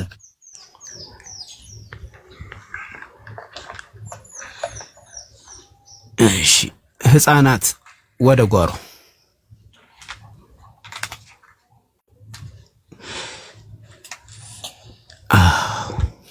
ይቅርታ በጣም ወንድሞቼ እህቶቼ፣ በጣም ሲመጻደቅ ስላየሁት የገባሁትኝ በጣም ቆዳው አንተ እንደውም ሩቅ ሆነ እንደሆነ ብዬ አስቤ ነው የገባሁትኝ እንጂ አንተ ታናግረዋለህ ብዬ ባስብ ኖሮ አልገባም። ልጄ አንድ ልያረኩ ስለነበረ ማለት ነው። እና እንዲህ አይነት ሰዎችን ዳኒ በእናትህ ተው፣ አትታገስ። ተው ዳኒ አናደኝ ነው የገባሁት። ተባረኩ፣ ወዳችኋለሁ። ቴዲ ተባረክ ወንድምነት። አይ ትክክል ነው ያደረከው ዳኒ እኮ አንዳንዴ በቃ እኔ ከእንቅልፌ ነው የቀሰቀሰኝ። ዝም ነው የሚላቸው በቃ የሰፈር ዱርዬ ሁሉ መጥቶ እንደ ወፍ ጎጆ ተረታቸው እንዲታቱብህ ይፈልጉ ማለት ነው። እና ኤኒዌይ መጽሐፍትን ያነበበው ሰው መጽሐፍ እኮ ከጠቀሳችሁ ቢያንስ ስለዛ መጽሐፍ ወይ ማንበብ አለባችሁ ወይ ያነበቡ ሰዎች ሲናገሩ መስማት አለባችሁ። ከእውነተኛ ሰዎች ማለት ነው። መጽሐፍትን የሚያነቡ አሁን ቴዲ እዚህ ስላለ መጽሐፍት ጸሐፊ ነው። መጽሐፍትንም በጣም ያነባል። ቴዲ የሆነ መጽሐፍ ጠቅሶ ይሄ መጽሐፍ በዚህ መጽሐፍ ላይ ገጽ 52 ላይ እንዲህ ይላል ብሎ ቢለኝ አልጠረጥረውም፣ ውሸቱን የተናገረው ብያለሁ። ለምን? አንደኛ መጽሐፍት ጸሐፊ ነው። ወደ 14 መጽሐፍት ነው እንደዚህ ነው ያህል ከዛ በላይ የጻፈ ነው። ሁለተኛ መጽሐፍ አንባቢ ነው። ብዙ መጽሐፍቶች እሱ ጋር እንዳለ እናውቃለን። ስለዚህ መጽሐፍትን ዋቢ አድርጎ ሲጠቅስ አንብቧል ማለት ነው። ቴዲ ካላነበበ እንኳን ወይ ያነበቡና መጽሐፍ የጻፉ ሰዎች ከነሱ መጽሐፍቶች ላይ ዋቢ አድርጎ ጠቅሷል ማለት ነው። እዚህ መጥተው መጽሐፍ ይጠቅሱልሃል። መረጃ መጽሐፈ ኪዳን ላይ ይውጡ ብሎ መጽሐፈ ኪዳን ማን የጻፈው አላቅም። በማን የተጻፈው አላቅም። ስንተኛው ገጽ ላይ ምን ይላል አላቅም። ቀደም ወንድምነትን ምን አለው ኢየሱስ ከልጅነቱ ጀምሮ እስከ እድገቱ ድረስ የት ነበረ? በ19 በ20 ዓመቱ የት ነበረ? አልተጻፈም መጽሐፍ ቅዱስ ላይ። ስለዚህ አታውቅም ማለት ነው? አላቅም አለው። ስላልተጻፈ አላቅም አለው። የማታውቀውን ጌታ ነው የምትሰብከው አለው። እና አሁን እሱስ ደግሞ ቴዲ ሲጠይቀው ምን ይላል መጽሐፉ? አላቅም። መጽሐፈ ኪዳን ምን ይላል? አላቅም አለ። የማያውቀውን መጽሐፍ ነው የሚጠቁመው እሱም። እና ወገኖቼ እንደው በጌታና ጌታችን ኢየሱስ ክርስቶስ በቃ እንዳንድ አይሁዳዊ ወጣት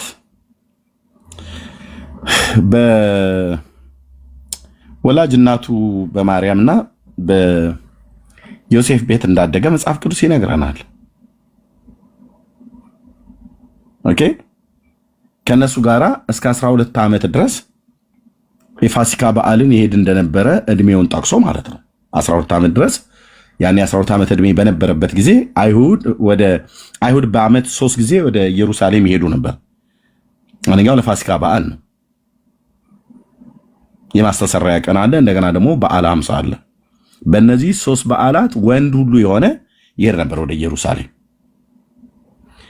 ከዛ ውጭ ያለውን መጽሐፍ ቅዱስ ከ12 ዓመቱ በኋላ ያለውን እድሜው ወጥቶ ከወላጆቹ ወጥቶ ነው የኖረው። ያሻው ቦታ ነበር ይኖር የነበረው። አንዴ በወንዝ አንዴ በሸለቆ አንዴ በጉድጓድ አይለንም። ስለዚህ ወላጅ ስላለው እናት ስላለችው ይታዘዛቸውም ነበር ይላል። ኦኬ ሎኬሽን አላቸው፣ ሰፈር አላቸው። ባለፈው እንደውም እያየን ነበር አይደል? ገሊላ ናዝሬት ያደገበቱ ስለሆነ ማለት ነው። ይታዘዛቸው ነበር ይላል። አልተጻፈም። ከዛ በዚህኛው ዓመት ላይ በዚህኛው ጊዜ ላይ ምን ያደርግ ነበር ተብሎ ማለት ነው። እኔ በጣም እርግጠኛ ሆኜ በራሴ የምናገረው እንደ ወላጆቹ ጋር ማለት ወላጅቱ እናቱ ስለሆነች በዮሴፍ ቤት እንዳደገና 30 ዓመት እስከሚሞላው ድረስ በዛ እንደነበረ ነው የምገምተው።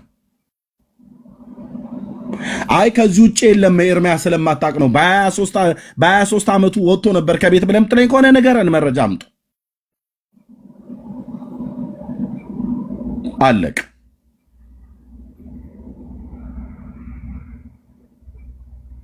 ልጆች ለወላጆቻችን እስከ ስንት ዓመት ድረስ ነበር የምንታዘዝ የነበረው?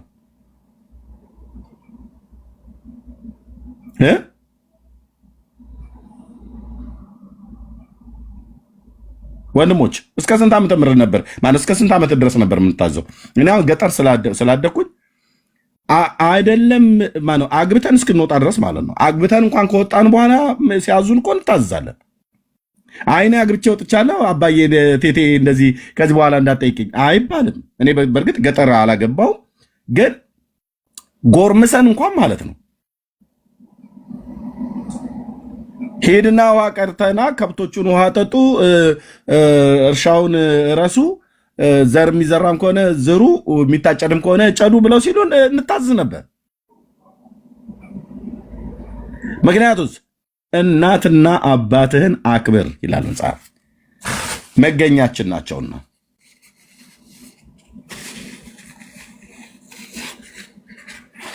እና አማረልን ብላችሁ ያልሆነ መጽሐፍ ጠቅሳለሁ ብሎ ሌላ አጣብቂኝ ውስጥ መግባት ተገቢ አይደለም ለማለት ነው። ጸጋ ይብዛላችሁ። ቴንኪው። ኦኬ ወንድምነት አለ ዳንዬ?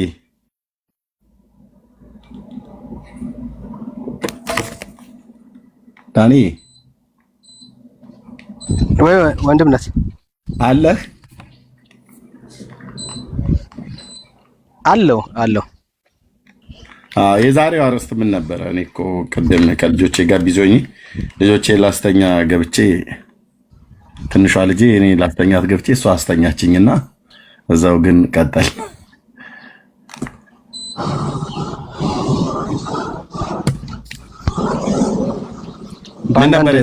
ጉዳዮች ላይ ዝም ብለን እያወራን ያለ ነውና ስፔሲፊክ ርዕስ የለም። አጠቃላይ በኦርቶዶክስ ጉዳዮች ላይ እያነሳን ያለ ነውና ሰፋ ያለ ርዕስ ነው። ኦኬ ከመዳን አንጻር ምናምን እንደሱ ሀሳቦች ካሉ ማውራት መጠየቅ ይችላሉ።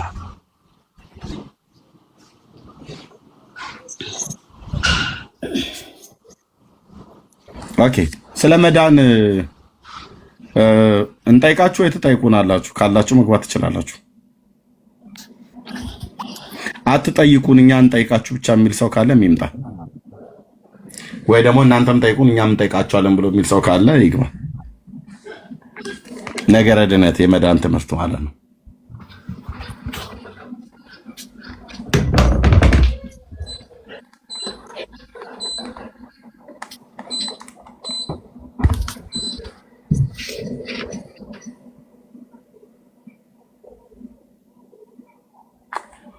እሺ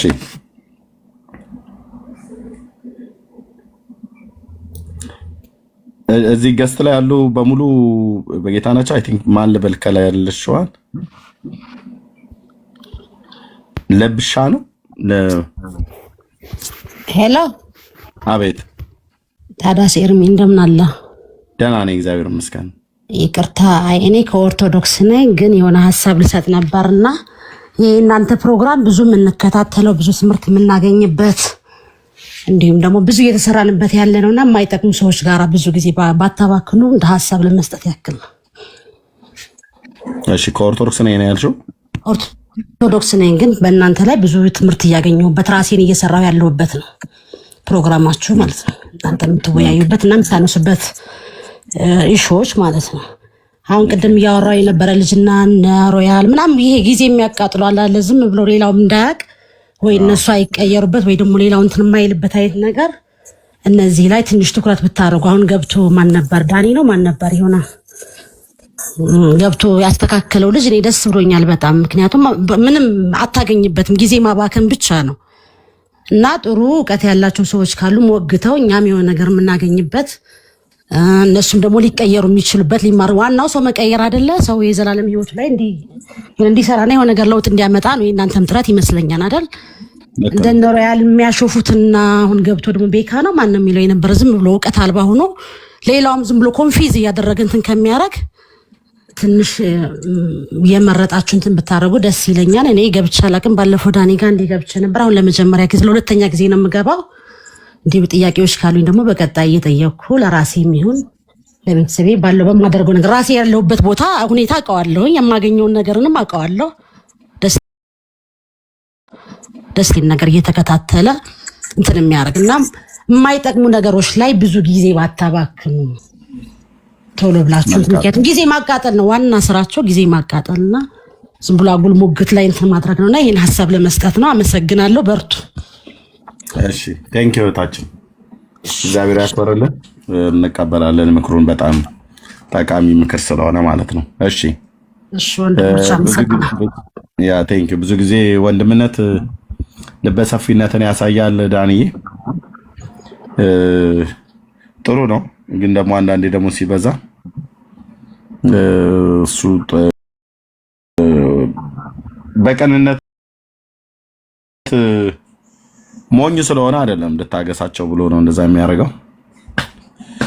ያ ኦኬ ቴንክ ዩ። እሺ ማኔ ሰላም ላንተ ይሁን። ሰላም እንዴት ናችሁ? እንዴት ዋላችሁ? እንዴት አመ እግዚአብሔር ይመስገን። ከየት ቤተ እምነት ነው ወንድማችን? ከኦርቶዶክስ። እንኳን ደህና መጣ። እንኳን ደህና ቆያችሁ። እሺ ቆይታ ነበር? ሰምተሃል? እዚህ የነበረው መርሃ ግብር እየሰማሁ ነበር። በመሀል ወጥቼ ነበር። ኦኬ። ከዛ በኋላ ነው የተመለስኩት። ምን ነበር የሰማኸው በወቅቱ ሲነጋገሩ? ቅድም ሲነጋገሩ የነበረው ያው እምነት ብቻ ላይና ስለ ይሄ ምንድነው አንዳንድ ገርላት ላይ እየተነጋገሩ እንደነበር አስታውሳለሁ ቀደም ሲል። ኦኬ የምትለው አለ በዛ ቀደም በሰማኸው ላይ ገብቼ ነበር ብለህ ስላልክ እዛ ላይ መለው የለም። ምናልባት ጥያቄ ካላችሁ ትችላለህ። ነገረ ድህነት ላይ ኦኬ እኔ ልጠይቅ ትችላለህ? እሺ ነገረ ድህነትን በተመለከተ የኔ ጥያቄ ምንድነው አንድ ሰው ስለ መዳን በሚያወራበት ወይም ደግሞ ከሌላ የሃይማኖት ሰው ጋር በሚነጋገርበት ጊዜ እንደ አውቶሪቲ ተጠቅሞ በየትኞቹ መጽሐፍት ዙሪያ ነው በዋናነት መነጋገር ያለበት? አሁን ይሄ ጥያቄ ሆነብኝ። ለምን አሁን ይሄ የማያምንበትን መጽሐፍ መጥቀስ ለምሳሌ ገድላት፣ ድርሳናት ሊሆኑ ይችላሉ። የማይቀበለውን መጽሐፍ ይዞ መከራከሩ ወይም መነጋገሩ በመጀመሪያ ደረጃ ትክክል ነው ወይ? እንደዚህ አይነት አካሄድ አንድ ሰው የማያምንበትን በጋራ ሊያስማማቸው በሚችለው በመጽሐፍ ቅዱስና በአባቶች ትምህርት ላይ ብቻ ቢነጋገሩ አይደለም ወይ ትክክል የሚሆነው የሚለውን ነው መጀመሪያ እንድታጠራልኝና እንድታስገነዝበኝ የምፈልገው። ሌሎችን ጥያቄዎች ደግሞ ቀጥላለሁ። ጥሩ ጥያቄ ነው።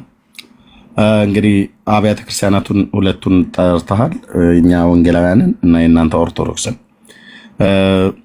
በየትኛው መጽሐፍት መሰረት ላይ ቆመው ነው የነገረ ድህነት ትምህርታቸውን ማስተማር ያለባቸው ወይ ደግሞ መወያየት?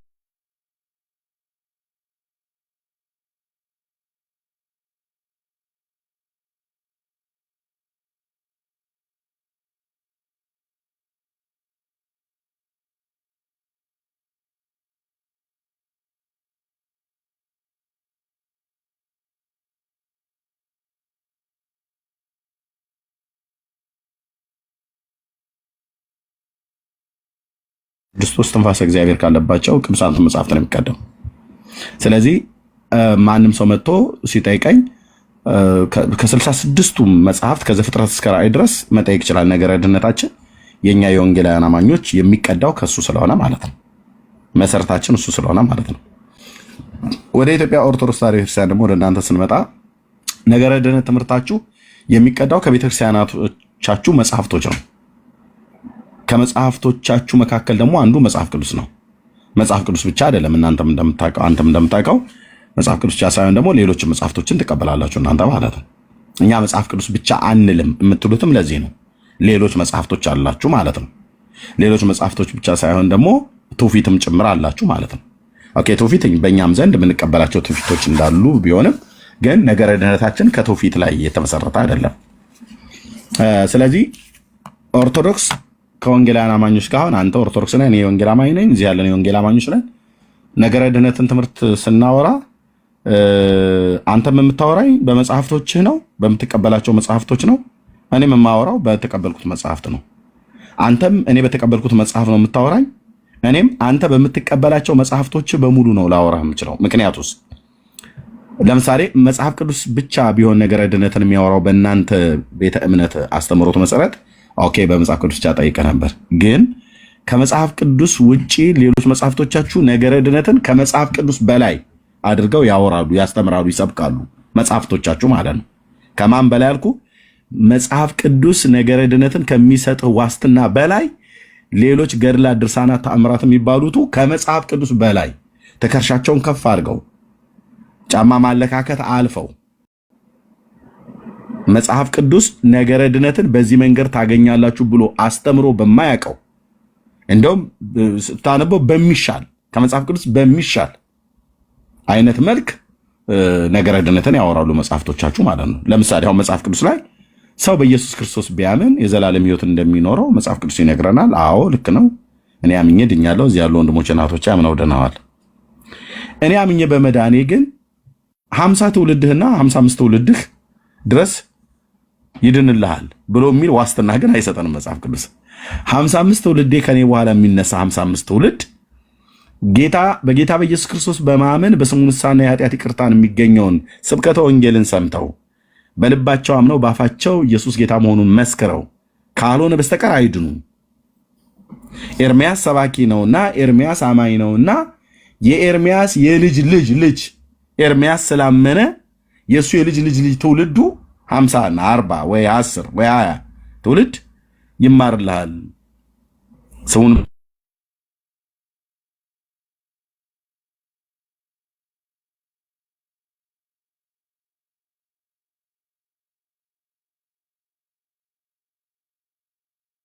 ተይርበት መንገድ ምራው በሸመገልም ጊዜ ከሱ ፈቀቅ አይልም ብሎ በሚለው አምላካዊ ቃል መሰረት እኔ ለልጆቼ አስተምራለሁ፣ ልጆቼ ደግሞ ለልጆቻቸው እንደዚህ ያስተምራሉ። እግዚአብሔር ደግሞ የልጆቼን ልጆች ማየትን ከሰጠኝ ደግሞ አያት ቅድመ አያት ካደረገኝ እስከዛ ድረስ እነግራቸዋለሁ።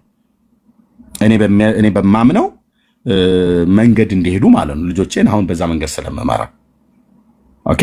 ግን ልጆቼ ናቸው ማመን ያለባቸው ጌታ ይስል በልባቸው አምነው በአፋቸው መስክረው በስሙ በማመን በእውነተኛ የክርስትና ሕይወት እያደጉ ነው አሁን ያሉት እና በዚህ መልክ ነው የመዳኛውን መንገድ እግዚአብሔር ያስቀመጠው ማለት ነው። በእናንተ ግን ቤተክርስቲያን ውስጥ የመዳንን መንገድ መጽሐፍ ቅዱስ ከሚሰጠው ከሚያስተምረው በላይ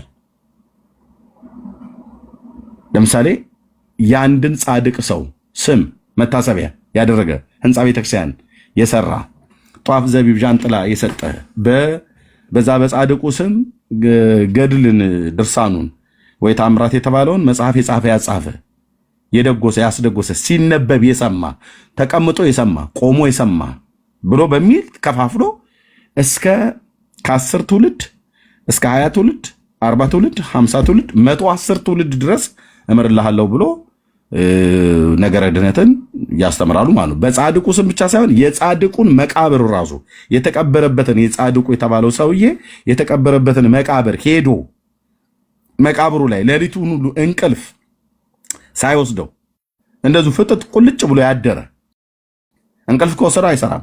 ኪዳኑ እንደዛ አይደለም ገባለት ተብሎ የተባለው እዛ ሄዶ በዛ በጻድቁ መቃብር ላይ ያመነ ሰው ሁሉ ጭምር እና መቃብሩ ላይ ሌሊቱን ሁሉ ቁጭ ማለት አለበት። አይኑ ሳይከደን ቁጭ ማለት አለበት የዘላለምን ሕይወት ለማግኘት። ሌላ ማድረግ የለበትም። ሄዶ የዛ የጻድቅ ሰው የተባለው መቃብር ባለበት ቦታ ላይ በመኪና ሄዶ ችኳንታ ተከራይቶ በግልም ወይ በእግሩም በፈረስም በምንም ሄዶ እዛ መቃብር ጋር ሲደርስ ግን መቃብሩ ላይ ያ ጻድቅ ሰው እየተቀበረበት የተባለው ላይ ሌሊቱን ሁሉ ቁጭ ብሎ ያድራል። ከዛስ 15 ትውልዱን ያስምራል። ነገረ ድነታችሁ እዚህ ሁሉ ጭምር ስላለ ስለዚህ አሁን አንተ ኦርቶዶክሳዊ ወንድሜ ነህ፣ ሶሪ ስላስረዘምኩ በዚህ ጋር ስጣለሁ። እኔ ወንጌል አማኝ ነኝ። የኔ ነገረ ድነት ከመጽሐፍ ቅዱስ ነው የሚቀዳው። ስለዚህ አሁን ከአንተ ከኦርቶዶክስ ወንድሜ ጋር ሳወራ በኦርቶዶክሳዊ እንደመሆነ መጠን በቤተ ክርስቲያናችሁ መጽሐፍቶች ነገረ ድነትን በሚያወሩ መጽሐፍቶች በሙሉ ላወራህ ግዴታዬ ነው። አንተም ልታወራኝ ግዴታ ነው። እኔም ወንጌላዊ አማኝ ነኝና በመጽሐፍ ቅዱስ ልታወራኝ ግዴታዬ ነው። አይ ከመጽሐፍ ቅዱስ ውስጥ ገላትያን አትንካብኝ ብዬ አልልህም። በ66ቱ መጽሐፍ ታወራኛለህ። እኔም ደግሞ በመጽሐፍ ቅዱስ በሌሎችም ነገረ ድነትን በሚያስተምሩ መጽሐፍቶቻችሁ ገድላት ድርሳናት ላይ ነገረ ድነትን ስለሚያስተምሩ በእነሱ ሁሉ ነው ማወራ ማለት ነው። እና በዚህ ነው መታየት ያለበት። ቴንኪው ስላስረዘምኩ በጣም ይቅርታ። ጥሩ እሺ። ትውፊትን ትቀበላለህ? ያለው ትውፊቱ እየተመዘነ ጤነኛ ትውፊት ከሆነ እንቀበላለን። መመዘኛችን ምንድን ነው? መመዘኛችን እግዚአብሔር ቃል ነው። ጥሩ እሺ። መጽሐፍ ቅዱስ የእግዚአብሔር ቃል መሆኑን በምን አወቅ? አታውቅም ማለት ነው ሳይሆን አንድ መጽሐፍ ቅዱስ ለምሳሌ የእግዚአብሔር ቃል መሆኑን ማወቂያችን ምንድን ነው? ምክንያቱም ቁርአንም ጋር ብትሄድ እውነተኛ መጽሐፍ እንደሆነ ራሱ ይነግርሃል ቁርአኑ። መጽሐፍ ቅዱስም እውነተኛ ነኝ ይላል። በምን መመዘኛነት ነው እውነት መሆኑን የምናውቀው? ስለዚህ ቁርአን እውነተኛ መጽሐፍ መሆኑን አንተ ትመሰክራለህ ማለት ነው? አይ እኔ እንደዛ አላልኩም። ታዲያ ካላልክ ምን ያገናኛል? አንተ የኦርቶዶክስ እምነት ተከታይ ነህ። በእርግጥ ወደዛ እንደምታጋድሉ አውቃለሁ። አሁን እኛ ነገረ ድነትን ለማውራት እኔ እንደ ክርስቲያን የቁርአንን እውነተኝነት ብለህ ብትለኝ እኔ ቁርአንም እውነተኛ አይደለም፣ መሐመድም እውነተኛ አይደለም፣ አላህ የሚባለው እውነተኛ አይደለም።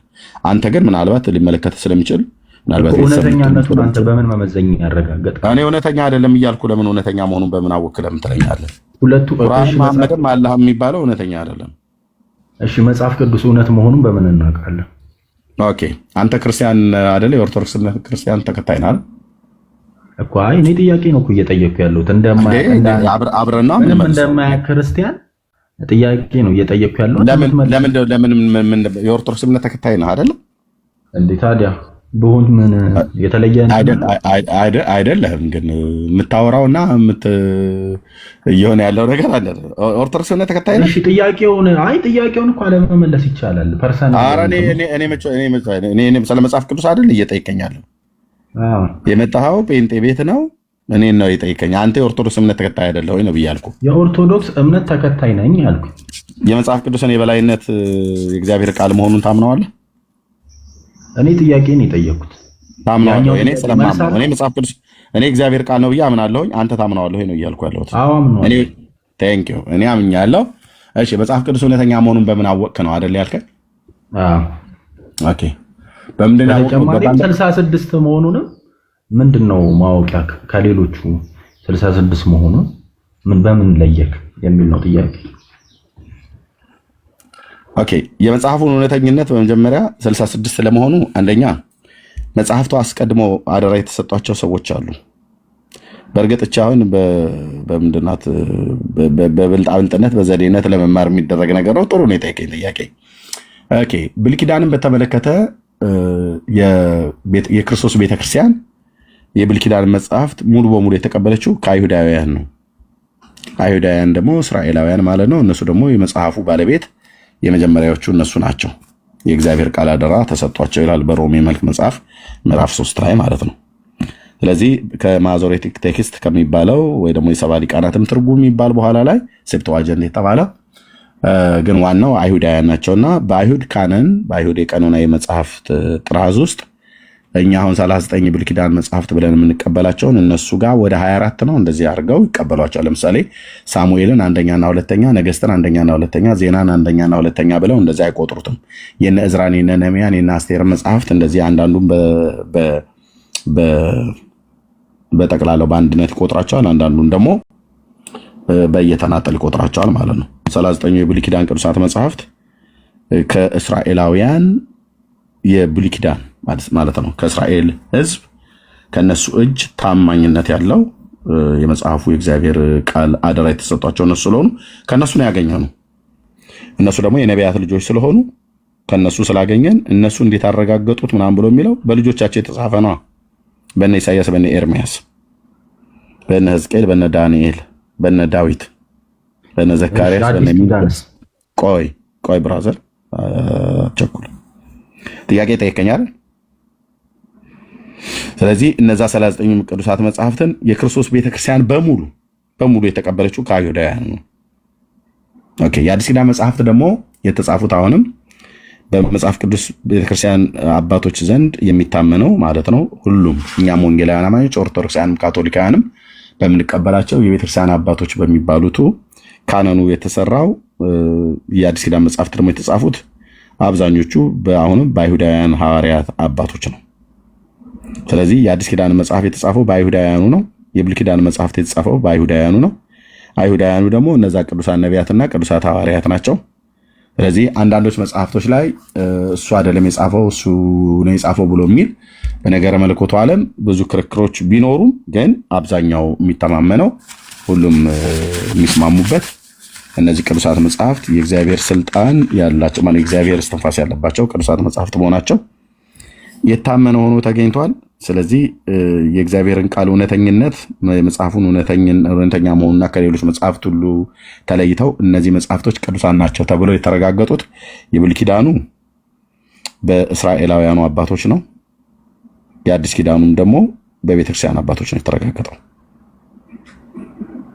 ከሌሎች መጽሐፍቶች ሁሉ ይልቅ የጳውሎስ መልእክታት ናቸው ተብለው እንዲታመኑ አንዳንዱም የጳውሎስ መልእክታት እኔ በእጄ የጻፍኩት እያለ ስለሚናገር መጽሐፍቱ እውነተኛና የጳውሎስ መልእክት መሆኑ ይታመናል ማለት ነው።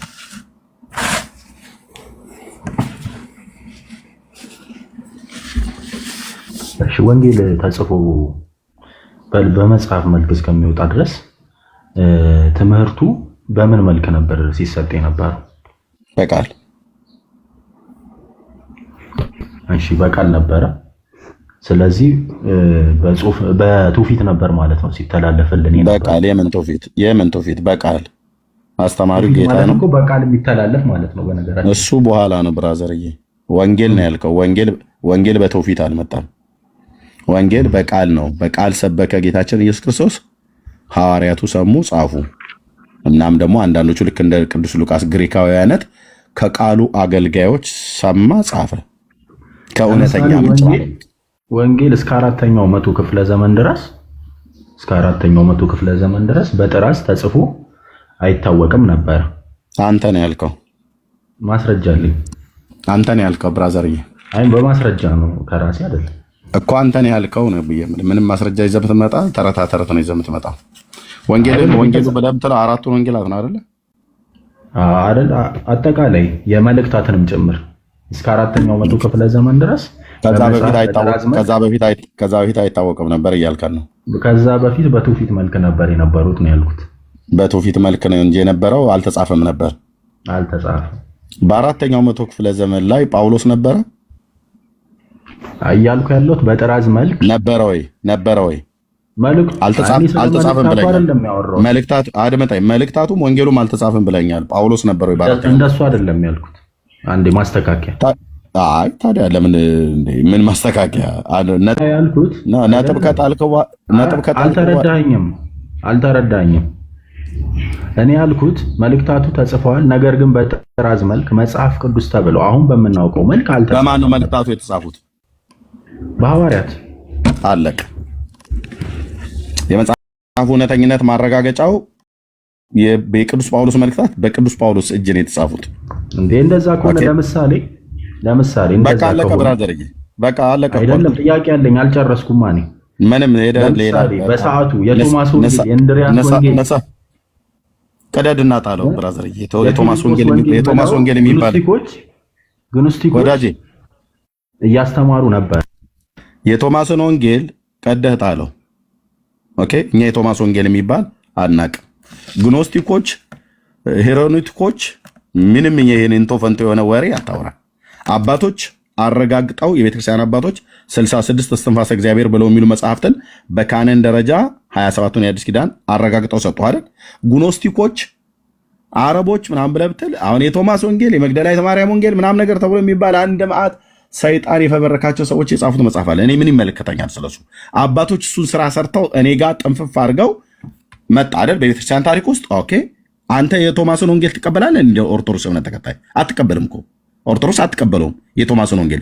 ምን ይሁን ሊብለን የቶማስ ወንጌል ብሎ የሚል ጠላቶች ሰይጣን ያደራጃቸው ሰዎች የጻፉትን እና የቤተክርስቲያን አባቶች ሪጀክት ያደረጉትን መጽሐፍ አሁን እዚህ ለክርክር የምታመጣው ነገረ ድህነት ላይ ታወራኝ ከሆነ አውራኝ በቃ። ካልሆነ አሁን ስለ እንዴ የመግደላዊት ማርያም የኢየሱስ ክርስቶስ ሚስቱ ነበረች እኮ ብለው ሁሉ ጭምር እኮ ይጻፉ አሉ።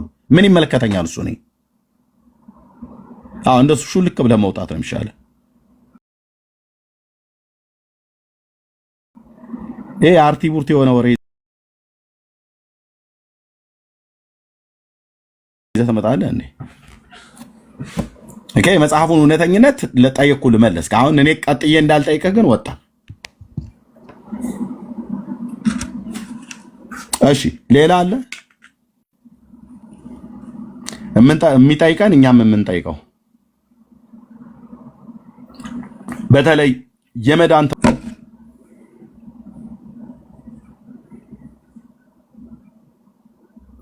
ትምህርት ላይ አለ።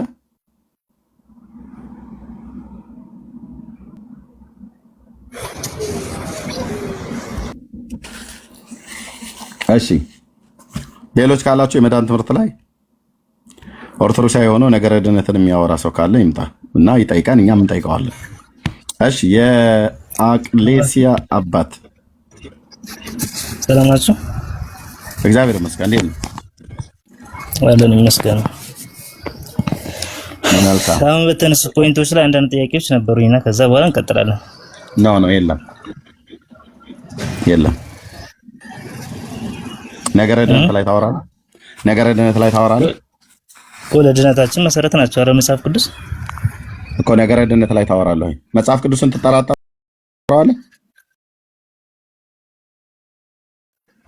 አይደለም ጥያቄ ያለኝ ያነሳቸው ፖይንቶች ላይ ጥያቄ ያለኝ። ከዛ በኋላ ከፈልግ ጥያቄዎች ይኖሩኛል። እነዛን ጥያቄዎች እንዴት ነው የምመልሳቸው የሚለውን መስማት ፈልጋለሁ።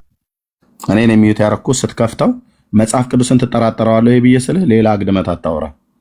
ትጠራጠረው ከሆነ አዎ እጠራጠረዋለሁ ብለህ ካልክ ጥርጣሬህን እንዳስወግድልህ በመጀመሪያ አዎ እጠራጠረዋለሁ ብለህ በለኝ፣ ወይ ደግሞ አልጠራ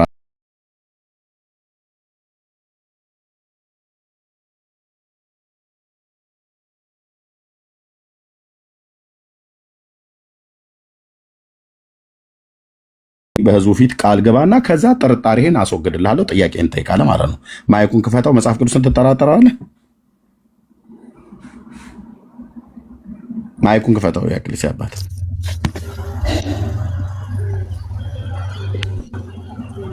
ጥያቄ ማቅረብ እችላለሁ ወይ ነው ጥያቄ። መጽሐፍ ቅዱስን ትጠራጠረዋለህ? ጥያቄ እየጠየቅኩ ነው። አሁን አንተ ለምን ፋላሲ መስራት አስፈለገ? ጥያቄ አሁን አንተ እታች ረድ እነኚህ ናቸው። ይሄ ጊዜ ዌስት የሚያደርጉ ማለት ነው። ኦኬ መጽሐፍ ቅዱስ ላይ ጥያቄ ካለው አንድ ሰው መጽሐፍ ቅዱስን ትጠራጠረዋለህ ወይ? አዎ እጠራጠረዋለሁ ብሎ ካለኝ ጥርጣሬው እንዳስወግድለት ጥያቄህን ቀጥለዋለሁ። ካልተጠራጠረ ለምንድን መላፋት የፈለግከው?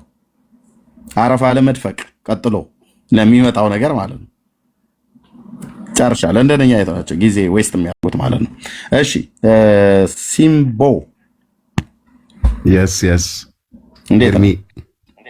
ሰላም እግዚአብሔር ይመስገን። እንዴት ነው? ከየት ቤተ እምነት ነው? ኦርቶዶክስ። እንኳን ደህና መጣ። እንኳን ደህና ቆየኸኝ። እሺ ነገረ ድነት ላይ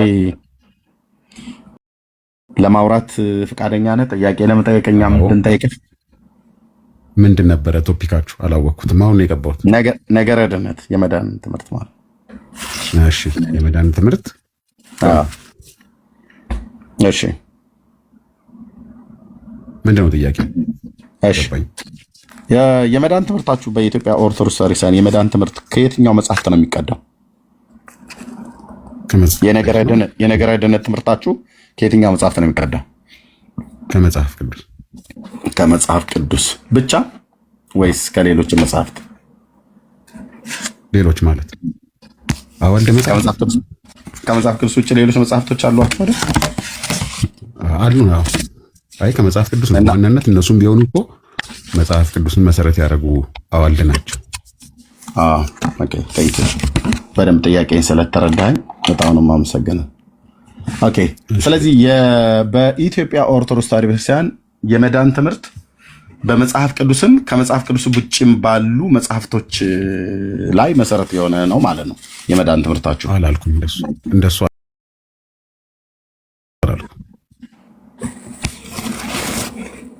እሺ ድጋሚ ጥያቄውን ልጠይቅህ። የነገረ ድነት ትምህርታችሁ የመዳን ትምህርታችሁ ከየትኛው መጽሐፍት ነው የሚቀዳው? ከመጽሐፍ ቅዱስ ብቻ ወይስ ከመጽሐፍ ቅዱስ ውጭ? ከመጽሐፍ ቅዱስ ውጭ ባሉ ገድላት፣ ድርሳናት፣ ታምራቶች ከእነሱም ላይ ጭምር ይቀዳሉ ወይ? አይቀዳም። ቴንክ ዩ። ስለዚህ ከመጽሐፍ ቅዱስ ብቻ ነው ማለት ነው የሚቀዳው?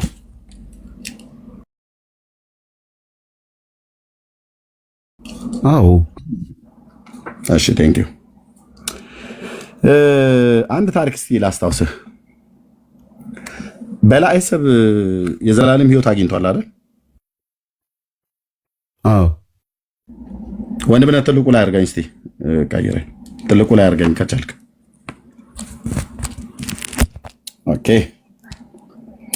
በላዔሰብ የመዳን ትምህርት አግኝቷል። በመጽሐፍ ቅዱስ አስተምህሮት መሰረት ነው አይደል የዘላለም ሕይወትን ያገኘው? መዳን እኮ ልዩ እኮ ነው። መዳን ልዩ ልዩ ነው። ምን ልጽፍ ነው እንዴ? ኧረ በላዔ ሰብ በመጽሐፍ የምጽፈው ነገር ግን ያስቀኛል። ምንድን ነው? እኔ እየጠየኩ ነው። አፌ እያወራ ነው። ከፈለኩ እኔ ብይም እየተጫወትኩ እርሻም እያረስኩ ድርም እያደራሁ ምንም ላድርግ ብቻ አፌ እያወራ ነው፣ እየጠየቀ ነው። አንተ ከፈለክ እየሳቅም እያለቀስክም ግን ውይይቱን እንቀጥል። መሳቅም አልቀስም ትችላለህ። በላዔ ሰብ የዘላለምን ሕይወት አግኝቷል ብዬ ስለ አዎ ብለኛል አይደል? አግኝቷል። ኦኬ። በማን ያገኘው? በማን ያገኘው ማለት ምን ማለት? የዘላለም ሕይወት በማን ያገኘው? በላዔ ሰብ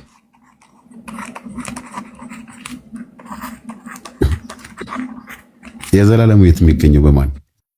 ይህ ጥያቄ እየጠየኩ ነው። እኔን መልስ አትጠይቀኝ። የዘላለም ሕይወት በላዔ ሰብ በማን ያገኘው? በማን አምኖ አገኘ? ጥያቄው እኮ ልክ ያለው ነው ኤርሚ። አንተ እንደምትፈልገው ጥያቄውን እኔ እንደምፈልገው ነው የምጠይቀው። ጥያቄውን እኔ እንደምፈልገው ነው የምጠይቀው። ጥያቄው ልክ ካልሆነ ነው ልክ ካልሆነ አንተ ለጠየኩ ጥያቄ ይሄ ልክ አይደለም ብሎ ለማለት መስፈርተን ትነግረኛለህ። እኔ አሁን ምንድን ያልኩ በላዔ ሰብ የተባለው የዘላለም ሕይወት አለ ወይ ስለ አዎ አልከኝ። ታውቀዋለህ ማለት ነው። በላዔ ሰብ የሚባለውን ሰውዬ ታውቀዋለህ ማለት ነው አይደል? አውቀዋለሁ። አዎ። ስለዚህ ይሄ የምታውቀው በላዔ ሰብ በማን አምኖ ነው መንግስተ ሰማያት የገባው? በማን የዘላለምን ሕይወት ያገኘው ነው እያልኩ ያለሁት። አዎ፣ በቤተ ክርስቲያናችን ትምህርት መዳን በእምነት ብቻ ሳይሆን በማን ላይ ነው እምነት ማድረግ? ለምንድን ነው የምታውቀው? ታቋርጠኛለህ። አየህ፣ ቀደም ያልኩህ ይሄንን ነው። አንተ እንደምትፈልገው ብቻ መመለስ የለብኝም።